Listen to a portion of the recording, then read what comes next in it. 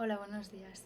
En este vídeo vamos a seguir tratando un libro que pienso que lo teníamos bastante dejado, pero pienso que este tiempo, el cual no lo he estado tratando tanto, ha hecho que vuelva a él con muchísimas más ganas, y es que a veces siento que tratar una obra tan en profundidad y dejar de lado otros que también tengo especial ganas, se me hace bastante cuesta arriba, pero pienso que este ha sido el momento ideal para volverla a retomar. Y estoy hablando de qué es filosofía, de José Ortega y Gasset. Bueno, no sé si recordáis, nos quedamos creo que por la lección sexta. El caso es que la he seguido leyendo y sobre todo también teniendo en cuenta cómo están siendo las explicaciones.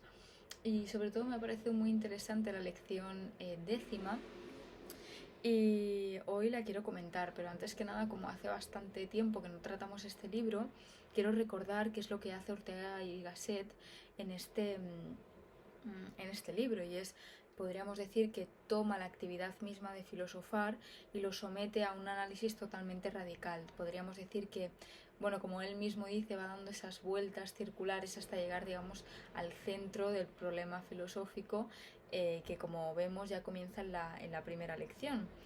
Una de las cosas que él deja claro desde el primer momento es que la claridad es la cortesía del filósofo, y que por eso siempre le da tantas vueltas a las mismas cuestiones, haciendo referencia a diferentes tipos de pensamiento y sobre todo a momentos en los que la filosofía los ha tratado.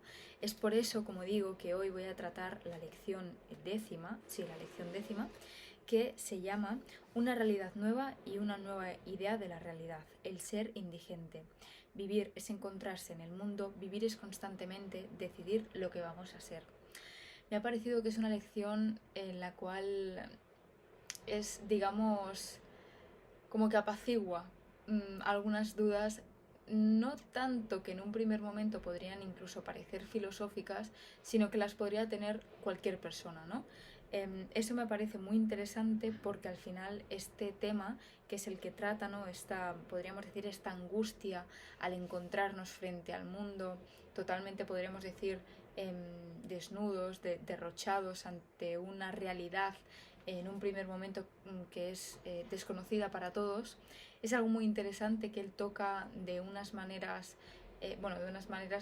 bueno, sí, podríamos decir de unas maneras, porque la abarca desde diferentes puntos de vista, eh, muy esclarecedor, y quería compartirlo. Como la lección 9, novena, no la tratamos, quiero hacer una aproximación a ella, lo que dice al final, para que en algunas cosas que él menciona en esta lección se entienda. Él lo que dice es que el problema radical de la filosofía, lo que dice en el capítulo noveno, es que, voy a cerrar la ventana, es que el problema radical de la filosofía es definir el modo de ser, es decir, esa realidad primera que podríamos llamar nuestra vida. Y cuando dice nuestra vida la pone entre comillas, ya veremos por qué esa vida y esa nuestra va cambiando. Bueno, más que va cambiando, parece que se torna de un matiz, de un color diferente al que hasta entonces lo habíamos entendido. ¿Por qué? Porque dice que vivir es algo que nada ni nadie puede hacer por nosotros, por lo tanto la vida es intransferible. Esto, lo que él nos comenta, y como ya veremos, no es un concepto abstracto, ya que al final nos encontramos con un ser que es individual, por lo que por lo que a la misma vez vemos como en un primer momento nos encontramos con un punto de la filosofía que tiene algo que no es una mera abstracción, ¿vale? Esto ya lo iremos viendo, y lo único que nos dice y que quiere resaltar aquí Ortega y Gasset, yo creo que es lo más importante, bueno, más importante, pero que él le da la suficiente importancia, perdón, es que dice que la vida es un secreto. Y esto me pareció curioso teniendo en cuenta cómo trata la décima lección. Así que bueno, vamos a comenzar la décima lección, que es, como digo, muy interesante. Así que bueno, él lo que nos comienza a decir es que hemos encontrado una realidad radical nueva, que justamente es algo que no se había desde un primer momento conocido por la filosofía de un modo tan completo. ¿Y qué es eso? Bueno, pues son los conceptos de la realidad. Y sobre todo teniendo en cuenta que esos conceptos de ser tradicional que hasta entonces se habían hecho servir ya no sirven. ¿Y por qué ya no sirven? Pues porque si bien es cierto que igualmente lo seguimos utilizando para descubrir, al descubrir ese mismo significado descubrimos otros, ¿vale? Que eso es justamente uno de los temas que él también trata en las lecciones que ya explicamos, ¿no? Cómo esa verdad, esa interrogación de la verdad hace justamente que se amplíe y que sobre todo demuestre la veracidad de aquello que se dice, ¿no? Pero bueno, sigo. Lo que nos dice aquí José Ortega y Gasset es que aquí tenemos que formarnos una idea de algo totalmente nuevo, que es esa idea del ser, ¿vale? ¿Qué ocurre? Que esto, como digo, es una realidad nueva. Entonces, ¿esto qué significa? Que si es una realidad nueva de lo que se conoce como ser, entonces es una nueva ontología, ¿no? Esa, podríamos decir, que parte de una nueva filosofía en la medida en la que ésta influye en la vida y de toda una nueva vida que se constituye a partir de la percepción que tenemos de este ser, ¿vale? Entonces dice que para los antiguos, podríamos decir para los griegos, realidad o ser significaba cosa. Lo que ocurre es que ahora para nosotros, para los modernos, ser significa intimidad o subjetividad. ¿Qué ocurre? O sea, para nosotros, para los modernos, no me refiero en el momento en el que estamos viviendo, sino quizás en el siglo XVIII o en el siglo XIX, incluso me atrevería a decir en el siglo XX. ¿Qué ocurre? Que ahora esa concepción ha cambiado, ya que para nosotros esa realidad, ese ser, significa vivir. Por lo tanto, si significa vivir, significa intimidad consigo misma y con las cosas. Con esto quiero decir que hemos llegado, podríamos decir, a un punto espiritual, es lo que dice Ortega y Gasset, mucho más alto, porque si miramos de dónde partimos, ¿no? Vemos cómo nuestro punto de partida en el cual nos encontramos ahora, que es justamente el vivir, vemos cómo están conservadas todas esas niveles por los que hemos ido pasando, pero que además se añade este nuevo nivel al que nosotros nos adentramos, que es la significación que le ponemos al vocablo, podríamos decir, realidad o ser, que es vivir, que este es un tema que ahora lo trataremos más hacia adelante. Y dice que al final nos hemos puesto a la altura de nuestro tiempo, ¿no? Él entiende que el concepto de altura de nuestro tiempo no es una frase, sino que es una realidad, ¿vale? O sea, no tenemos que entender esto como algo, como una pura abstracción. Esto ahora luego ya lo entenderemos. ¿Qué ocurre? Que aquí nos tenemos que preguntar algo, que es cómo ha sido el camino que nos ha llevado, ¿no? Que nos ha conducido hasta topar con esta palabra que es el vivir como un dato totalmente radical. Que esto es aquí la cuestión que se plantea y que le lleva bastante por responder. Y dice justamente que eso es tan importante porque es esa realidad primordial, esa realidad, podríamos decir, indubitable del universo, ¿no? Pues él dice que la existencia de las cosas como cosas mismas, es decir, como existencias independientes de nosotros, todas ellas son problemáticas. ¿Por qué? Porque abandonamos esa tesis realista que nos dieron los antiguos. ¿Qué ocurre? Que si en cambio pensamos que indubitablemente nosotros pensamos las cosas, es decir, que existen en nuestro pensamiento y que por lo tanto la existencia de las cosas es dependiente de nosotros, es decir, es en nuestro pensarlas, nos encontramos frente a una posición idealista y aquí nos damos cuenta de que esta posición podríamos tenerla como cierta, pero aquí se nos presentan algunas dificultades, como por ejemplo esta. Como digo, esta la podemos aceptar, pero aquí Ortega y Gasset se pregunta, ¿en qué sentido y en qué modo dependen de mí las cosas cuando las pienso? Ya que, ¿qué son las cosas? Podríamos decir ellas cuando digo que son solo pensamientos míos, es decir, si dependen de mí.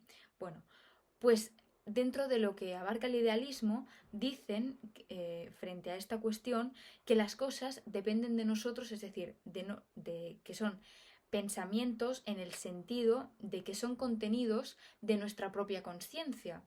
Entonces, son parte de nuestro pensar y podríamos decir que son estados del yo.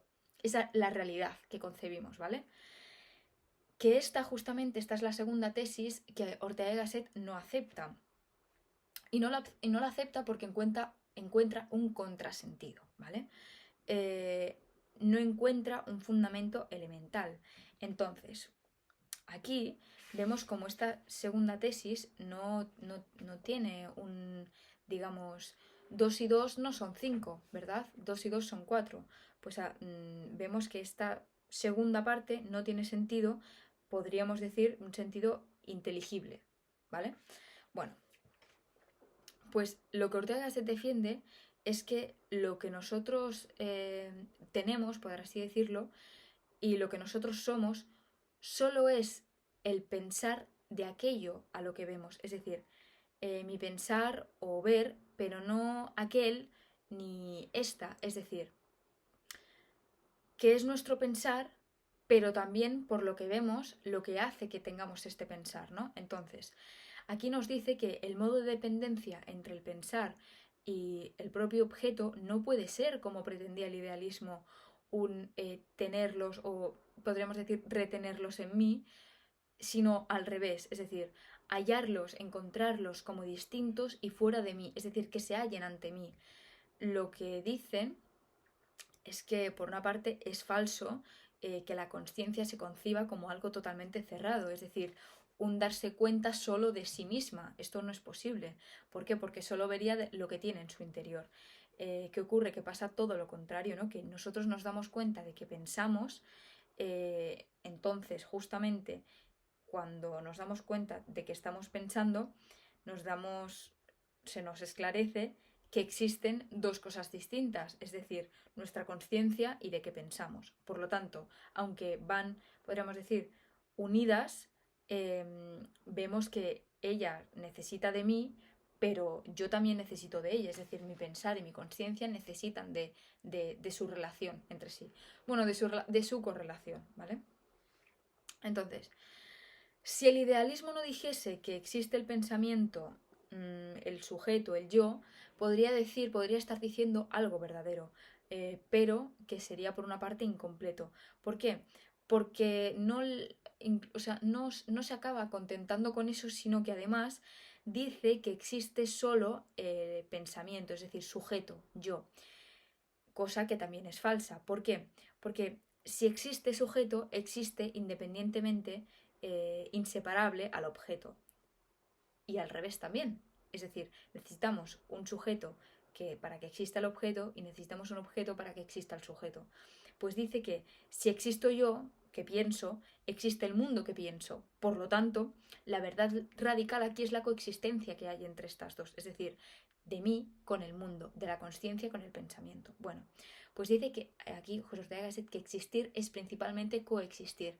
Por eso he dicho antes ese tenerlos y retenerlos, porque al final vemos aquí esta diferencia, ¿no? También con el existir, coexistir. Bueno, al final dice que eh, podríamos, sí, podríamos decir que el modo de dependencia en el cual las cosas están de mí no es, digamos, la dependencia unilateral en el cual el idealismo intentó crear un camino, es decir, no es que solamente sean mi pensar y sentir, sino que también es esa dependencia inversa.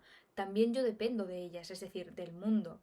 Cuando digo esto, nos encontramos de una interdependencia, de una correlación. Podríamos estar hablando efectivamente de una coexistencia entre estos términos que al final se relacionan entre sí y dan sentido mutuo entre ellos. ¿Qué ocurre? Aquí nos encontramos con otra cuestión, ¿no? Que es por qué el idealismo, que podríamos decir que tuvo una intuición tan enérgica y tan clara del hecho que, como es el pensamiento, lo concibió, podríamos decir, de una manera tan carente, no quiero decir esto, pero tan mal, ¿no? Pues aquí Ortega responde que fue únicamente por la sencilla razón de que aceptó sin discutir el sentido radical del concepto ser y existir. ¿Por qué dice esto? Pues porque según este sentido, ser y existir quieren decir lo independiente, ¿vale? Que es justamente lo que trata la filosofía desde un primer momento y lo que entiende como el único ser verdaderamente, ¿no? Que es ese ser absoluto, que representa, podríamos decir, lo superlativo de la independencia ontológica, ese estudio del ser. Sí que es verdad que aquí nos mencionan a Descartes con esa claridad que nos ofrece, ¿no? Y sobre todo que antes nadie lo había hecho, cuando relaciona esa idea del ser, cuando define la substancia.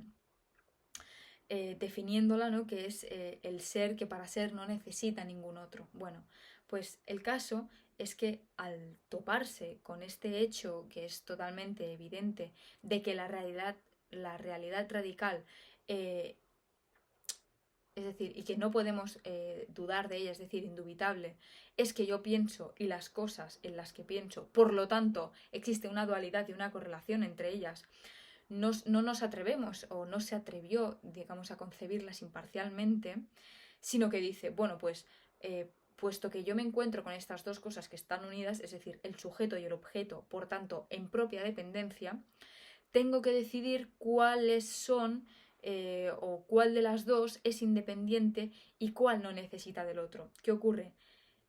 Que aquí nos encontramos con la pregunta de cuál es suficiente, cuál es mejor o más que la otra, ¿no?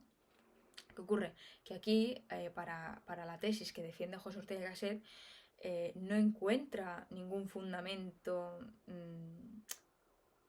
que no nos haga dudar de esa suposición de que ser solamente puede significar ser suficiente. Al contrario, él encuentra que el único ser al cual no podemos dudar y que encontramos en esa interdependencia del yo y las cosas, es decir, las cosas son lo que son para mí y yo soy el que sufre de todas las cosas que yo percibo, podríamos decir, esto quiere decir que el ser indubitable es, por lo tanto, no suficiente, sino, como Ortega y Gasset dice, ser indigente, que es justamente lo que dice en el título de esta lección, ¿no? Por lo tanto, para hablar de ser, tenemos que entender que ser es necesitar lo uno del otro, necesitamos esta correlación, esta dependencia entre el sujeto y el objeto que hace que no los entendamos como divididos ni los entendamos como qué parte es más suficiente que la otra, ¿vale? Entonces, aquí lo más importante, ese dato radical que nos topamos, es que existe una coexistencia de mí con las cosas, ¿no? ¿Qué ocurre? Cuando decimos coexistencia al modo de existir yo con el mundo, esa realidad primaria a la vez nos encontramos que es unitaria y también doble porque nos encontramos con dos realidades, eh, nos encontramos con que existe una incorrección. ¿Por qué? Porque coexistencia no significa más que estar una cosa junto a otra. Es decir, que ser la una y la otra. ¿Qué pasa? Que el carácter, podríamos decir, estático, como aquí lo dice José Ortega y Gasset, entre existir y ser, dice, o más que nada rectifica, ¿no? Lo que realmente José Ortega y Gasset quiere decir. Porque él entiende que no es el mundo no es el mundo junto a mí. Por lo tanto, yo por mi lado estoy aquí junto a él. Esto quiere decir que el mundo es lo que está siendo para mí en dinámico ser frente y contra mí. Vale. Lo que podríamos decir un igual ahora, que quiere decir que yo soy el que actúo sobre él, es decir, sobre el mundo, el que lo mira, lo sueña, lo sufre y lo ama y lo detesta. Es decir, que el ser del mundo ante mí es, pero o sea, es un funcionar sobre mí y parejamente el mío sobre él, es decir, sobre el mundo, mi visión de él, ¿no? ¿Qué ocurre? Que para esto, ¿no? Una realidad en que consiste en que yo vea ese mundo, que lo piense, que lo toque, que lo sienta, que lo deteste, ¿no? Siempre es lo que siempre se ha llamado vivir, ¿no? Es decir, mi vida, nuestra vida, la de cada cual, podríamos decir. ¿Qué ocurre? Que en estos consagrados vocablos de los que habla aquí José de Gasset, que es existir, coexistir, ahora mencionamos coexistir también, y ser, tenemos que decir de ellos, ¿no? Que es lo primario que hay en el universo, es decir, que es mi vivir, nuestro vivir. ¿Por qué? Porque todo lo demás lo hay o no lo hay en mi vida, dentro o fuera de ella. Que esto quiere decir que no resulta inconveniente decir que las cosas del universo sean contenidos en mi vida, porque mi vida no solo soy yo. Yo soy un sujeto, sino que vivo, o sea, yo soy un sujeto, pero también vivo el mundo. No sé si me he explicado bien. Voy a volverlo a repetir. José Ortega Set dice aquí que lo primero que hay en el universo es mi vivir, nuestro vivir. Y todo lo demás, lo haya o no lo haya en mi vida, está fuera o dentro de ella. ¿Qué ocurre? Que aquí dice que todo lo que hay dentro del universo son contenidos de mi vida. Porque mi vida no solamente soy yo, es decir, nosotros. Yo soy un sujeto, pero vivo también el mundo. Es decir, vivir es también mundo. Porque no solamente soy yo con el mundo. Hay otros sujetos que lo viven también. Vale. Entonces, si bien es cierto que después de lo que acabamos de explicar, por eso lo quería dejar bastante claro, porque aquí se nos introduce el término, se nos introduce el hecho de que hemos superado el subjetivismo de los pasados siglos, lo que quiere decir que el yo ha logrado liberarse de esa prisión, la cual ya no es lo único en lo que se encuentra, ya no es lo único que hay, ya no padece esa soledad que es unicidad, sí que es unicidad, que se encuentra solo frente al mundo, frente a toda cuestión, ¿no? Esa primera cuestión de la filosofía, o incluso ya lo encontramos con los griegos, ¿no? La cuestión del ser, o incluso del ente en cuanto tal, ¿no? ¿Qué ocurre? Que antes de volver a esta cuestión necesitamos averiguar, sobre todo, esta peculiaridad o incluso ese verdadero y primario ser que es el vivir, ¿no? ¿Por qué? Porque en este caso, cuando queremos mencionar a este vocablo, a este verbo, no nos sirven estos conceptos pasados que la filosofía ya nos había dado, ya que lo que nos encontramos ahora es totalmente nuevo, nunca lo habíamos encontrado, ¿no? Entonces, tenemos que concebir nuevos conceptos, podríamos decir. Entonces, aquí Ortega Gasset nos dice que buscamos esos conceptos y esas categorías que digan, que expresen qué es el vivir en su exclusiva peculiaridad. Con esto dice que es necesario hundirnos en lo más hondo de la palabra, es decir, del verbo vivir. ¿Para qué? Para que se convierta en un término técnico y poderlo estudiar, ¿no? Él dice que el vocablo vivir nos aproxima a ese sencillo abismo, al abismo, podríamos decir el abismo sin frase, ¿no? De estos simpatéticos anuncios que enmascarados se ocultan bajo ellas. ¿Por qué digo esto? Aunque quizás no se entienda muy, o sea, no quede muy claro. Porque aquí hace otra pregunta, que dice, ¿qué es nuestra vida? ¿Qué es mi vida? ¿Qué es vida, no? Bueno, pues dice que al final todas estas cuestiones las tenemos que entender como que nuestra vida no es lo que pasa en nuestras células, como no es lo que pasa en los astros, en esas estrellas que vemos por la noche, sino que mi cuerpo mismo no es más que un detalle en el mundo, es decir, que encuentro en mí.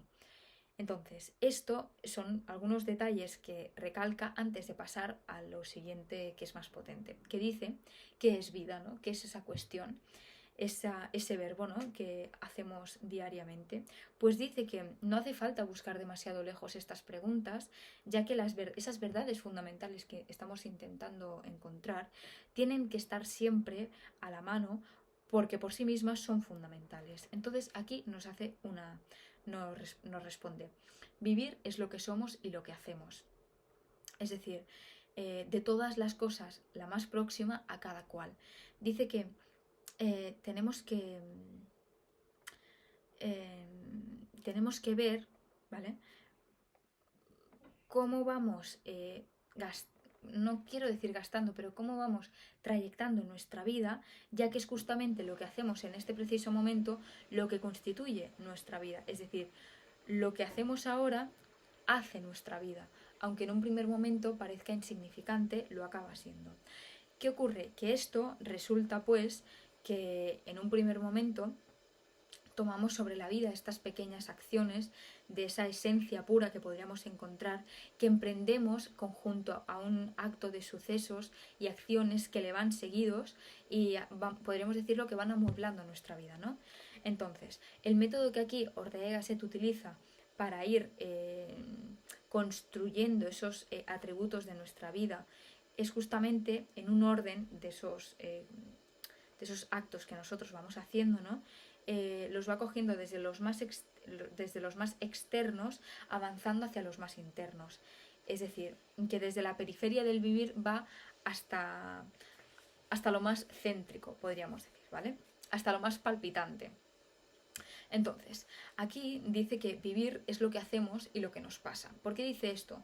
Porque dice que nada de lo que hacemos sería nuestra vida si no nos diésemos cuenta de ello, es decir, si no nos diésemos cuenta de que la estamos viviendo. Ahora veremos aquí el ejemplo que pone con el loco, ¿vale? Y va a quedar muy claro. Este justamente es el primer atributo con el cual nos encontramos y es uno de los más importantes, porque vivir es esta extraña realidad, ¿no? Esta extraña realidad única que tiene el privilegio de ser existente para sí misma, es decir, todo vivir es vivirse, sentirse vivir y saberse existiendo, es decir, saber que se está existiendo. ¿Qué ocurre? Que si no tenemos este saberse, sin este darse cuenta de esta existencia, no nos daríamos cuenta de justamente, de como aquí pone este ejemplo de sin saber, sin darse cuenta del dolor de muelas no nos dolería, es decir, que tenemos que darnos cuenta de que estamos viviendo para justamente sentirnos vivos y sabernos existiendo. Vale, entonces, aquí José Ortega y Gasset pone otro ejemplo que dice que la piedra nunca sabe que es piedra, es decir, que es para sí misma. Por lo tanto, podríamos decir que aquí cabe una diferenciación clave entre lo que siente la piedra y lo que nosotros sentimos, que es el propio vivir. ¿Por qué? Porque vivir es una revelación, es un no contentarse con ser, sino comprender o ver qué se es. Es decir, es un encontrarse en el mundo no, frente al mundo. Ya veréis por qué digo esto y por qué he utilizado la palabra despojar al mundo al principio de este vídeo, ¿vale? Entonces, sigue diciendo que es el descubrimiento incesante, justamente ese vivir que hacemos de nosotros mismos y del mundo alrededor. ¿Por qué? Porque aquí José Ortega y Gasset dice esto antes de adentrarse en otro término que también utilizamos para referirnos a nuestra vida, que es intentar dar una explicación a ese título jurídico de ese extraño posesivo que utilizamos al usar nuestra vida. ¿Por qué? Porque es nuestra, porque además de ser ella, nos damos cuenta de que es y de que es tal y como es. Es decir, que al percibirnos y sentirnos en posesión de nosotros mismos, este asistir perpetuo y radical al cuanto hacernos deja marcada la diferencia entre el vivir y todo lo demás. Entonces, aquí dice, en resumen, que el verse a sí mismo, este atributo esencial de poder percibirse, es el primero de la vida misma, ¿vale? Este verse o este sentirse, esta presencia de mi vida ante lo que hay de mí, esa posesión de ella que la hace mía, es en rigor lo que le falta al demente. ¿Por qué digo esto? Es lo que decía antes del loco. La vida del loco no es suya justamente porque no es vida ya. Es justamente el hecho más pordiosero que podemos encontrar en alguien, ¿no? ¿Por qué? Porque no es una auténtica vida. Es justamente el no saberse a sí mismo, el no pertenecerse, el no aproximarse, podríamos decir, pasar a una posesión ajena cuando decimos nuestra vida a esa vida. Podríamos decir, pues sí, en nombre de la locura, esa enajenación, esa alienación, ¿no? Podríamos decir incluso que está fuera de sí, que que está poseído incluso por otro, ¿no? Dice que la vida es saberse, es evidenciarse a sí mismo en este existir, en este vivir. Bueno, pues aquí José Ortega y Gasset dice que está bien que se diga que primero es vivir y luego es filosofar. ¿Por qué? Porque justamente está bien justamente que vivir en su raíz consista en saberse a sí mismo y sobre todo comprenderse, es decir, en un advertirse y advertir lo que nos rodea, en ser justamente en un transportarse a sí mismo en esa existencia, ¿no? Entonces, aquí vuelve a hacer una aclaración, ¿no?, de lo que es entonces vivir. Dice que vivir es lo que hacemos, justamente porque vivir es saber lo que hacemos, que esto quiere decir que es encontrarse a sí mismo en el mundo y ocuparse de las cosas y de los seres que nos encontramos, ¿no? Dice que, como bueno, vuelvo a repetir, que vivir es encontrarse en el mundo, que al final es como todas las principales ideas eh, de estas realidades que nos encontramos, es justamente este... bueno, perdón, voy a retroceder y voy a comenzar otra vez lo que acabo de decir porque creo que no lo voy a explicar bien. Dice que vivir es encontrarse en el mundo, ¿vale? Y quería decir, lo voy a pasar a decir luego porque aquí quiero introducir a un autor que es Martin Heidegger, que aquí José Ortega y Gasset lo menciona, porque dice que el análisis de la vida a quien ha llegado más adentro es justamente Martin Heidegger. ¿Por qué? Porque él piensa que en este vivir no se trata principalmente de que encontremos nuestro cuerpo, entre otras cosas corporales, podríamos decir, y todo ello, es decir, todo lo que abarca nuestro cuerpo, ¿no? Esté dentro de un cuerpo, un espacio que llamaríamos mundo, sino que si solo cuerpos hubiese, no existiría el vivir, es decir, que los cuerpos rodean los unos sobre los otros siempre fuera los unos de los otros. Lo voy a leer como tal cual está, ¿vale? Si solo los cuerpos hubiese, no existiría el vivir. Los cuerpos ruedan los unos sobre los otros siempre fuera los unos de los otros, como las bolas de billar o los átomos, sin que se sepan ni importen los unos a los otros. Esto a mí me recuerda un poco a los andróginos que explica Platón en el banquete, ¿no? Esas bolas esféricas, bueno, no sé. Bueno. El caso es que el mundo en el que al vivir nos encontramos se compone de múltiples cosas, ya pueden ser agradables, ya pueden ser desagradables, ya pueden ser peligros, ya pueden ser, bueno, lo que sea, ¿no? Lo importante no es que las cosas sean cuerpos o no, sino que nos afecten, es decir, que todo lo que originariamente llamamos cuerpo no es sino algo que nos resiste o nos estorba o nos retiene o nos lleva. Por lo tanto, no es sino algo que se puede concebir como algo favorable o adverso. Por lo tanto, vivir es hallarse cada cual a sí mismo en un ámbito de temas, es decir, de asuntos que nos afectan. Por lo tanto, la vida se encuentra a sí misma a la vez que descubre el mundo. Va descubriendo lo que le va sucediendo, por lo tanto, cómo le va afectando. Entonces, aquí dice que todo vivir es ocuparse con lo otro que no es uno mismo. Es decir, todo vivir es convivir con una circunstancia. ¿Por qué dice esto? Porque vivir no es sino una orbe llena de cosas ajenas, objetos y criaturas, el cual no entendemos o quizás no conocemos. Y por lo tanto, justamente, todo vivir es convivir justamente por esa circunstancia en la que se encuentra, ¿no? Entonces, en nuestra vida, por lo tanto, vemos que no es solo una persona, es decir, sino que de ella parte de ella nuestro mundo. Cuando hablo de ella, hablo de nuestro mundo, ¿vale? Aquí consiste en que la persona se ocupe de las cosas o con ellas y evidentemente lo que nuestra vida sea depende tanto de lo que sea nuestra persona como de lo que sea nuestro mundo.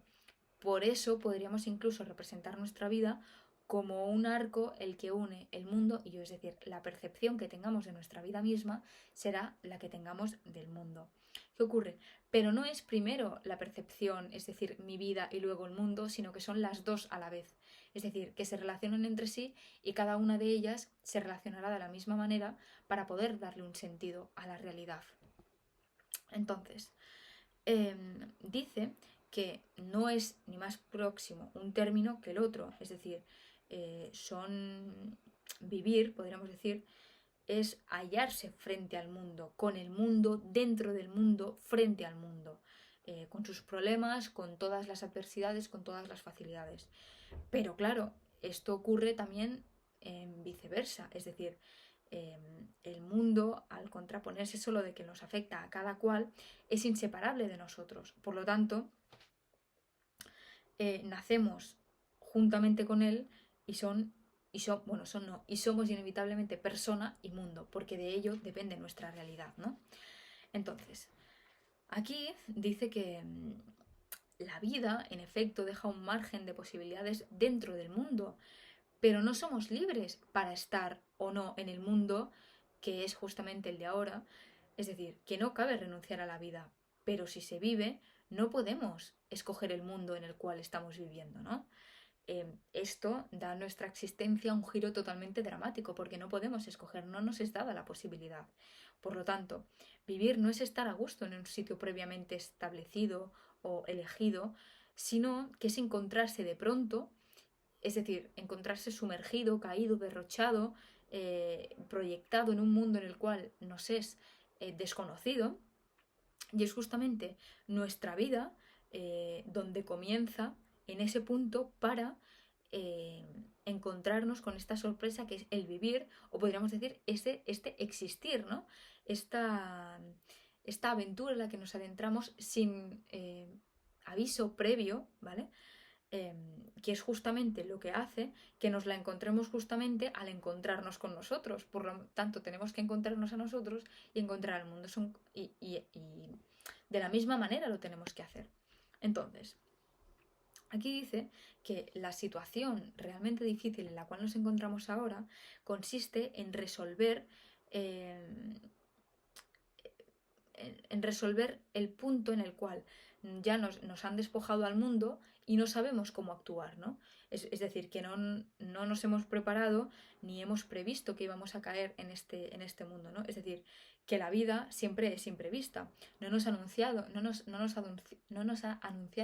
antes nadie que íbamos a salir allá afuera a ese escenario que es la vida. Es decir, nadie nos ha preparado. Por lo tanto, esto, lo que acabamos de decir, tiene un carácter súbito, imprevisto, que es justamente lo esencial de la propia vida. Entonces, aquí vemos como esa esencia de vivir, esa esencia del vivir, es que justamente la vida no nos es dada.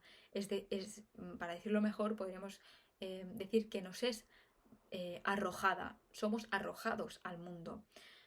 Por eso no nos es dado la vida. Es un problema que tenemos que resolver nosotros. ¿Qué ocurre? Que nosotros, si vivimos sosteniéndonos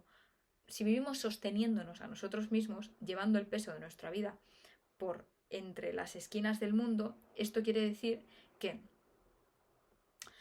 solo nos daremos cuenta de ella cuando realmente topemos con nuestra existencia y sobre todo con el modo que tenemos de ver el mundo. Aquí comenzaremos a ver ahora un poquito de temas existencialistas, ¿vale? ¿Por qué dice esto? Porque si no nos es dado a escoger el mundo en que va a deslizarse, en que va a propagarse, en el que va a descubrirse nuestra vida, y es justamente esta dimensión de fatalidad que podríamos encontrar, ¿no?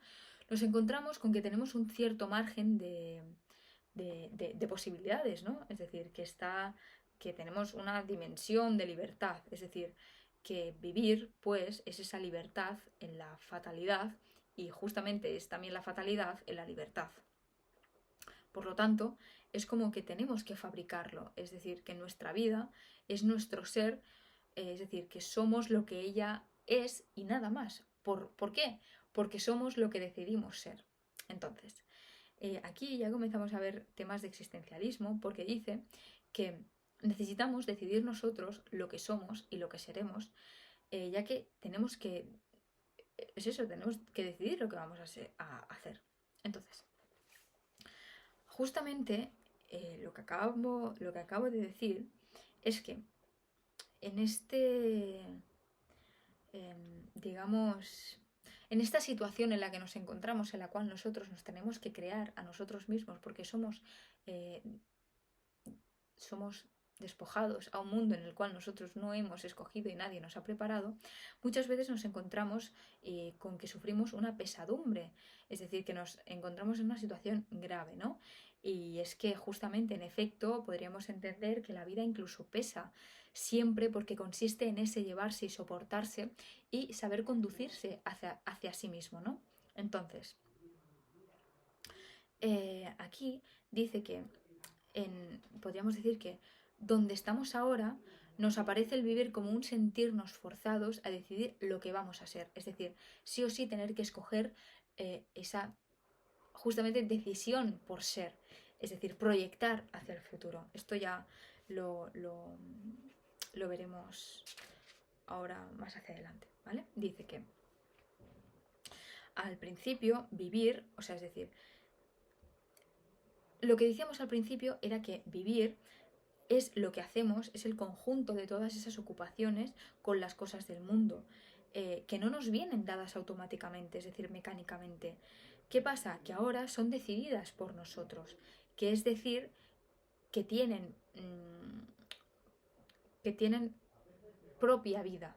Con propia vida quiero decir que tienen una propia existencia porque nosotros se la damos, ¿vale? Entonces, este es el gran hecho el cual nos topamos aquí más fundamental, ¿no? Y es que vivir es un constante decidir en lo que vamos a ser. Es decir, si hablamos de lo que vamos a ser, es justamente hablar de lo que aún no se es. Y si hablamos de lo que aún no se es, nos encontramos con esta paradoja que es nuestra vida. Es un decidir una y otra vez lo que se va a ser. ¿Qué ocurre? Que lo que podríamos entender ahora es que si nuestra vida consiste en decidir lo que vamos a ser, quiere decir que en la raíz misma de nuestra vida hay un atributo temporal, pero no temporal de pasado o presente, sino de futuro, ya que nuestra vida es, ante todo, toparse con el futuro, decidir lo que se va a ser, es decir, proyectarse. Aquí nos encontramos con otra paradoja, ¿no? Es que no es el presente o el pasado lo primero que vivimos, no, es justamente la vida, nuestra actividad que siempre se ejecuta hacia adelante, es decir, que el presente o el pasado se descubre después, cuando en el futuro ya se ha creado a sí mismo.